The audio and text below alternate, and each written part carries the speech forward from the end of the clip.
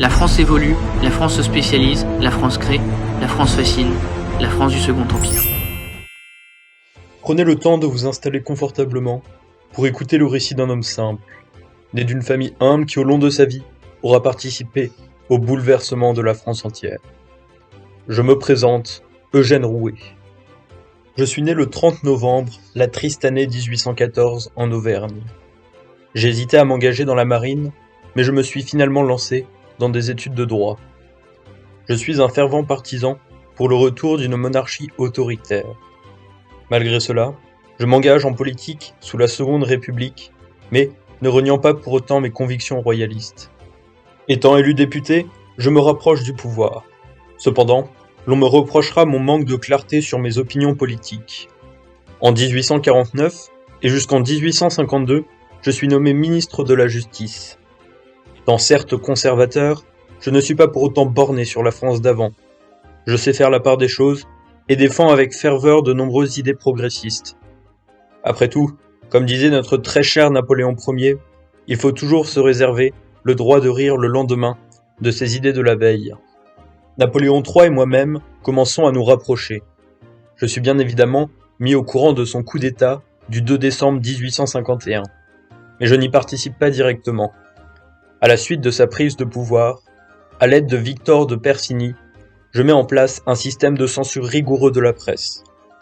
Je suis également à la tête de la rédaction de la Constitution du 14 janvier 1852.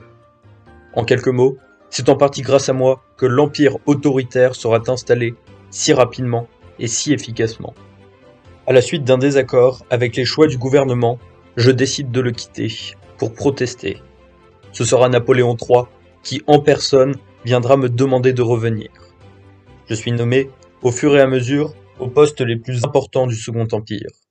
Je suis nommé ministre de l'Agriculture, du Commerce et des Travaux publics, puis ministre de l'Algérie et des colonies.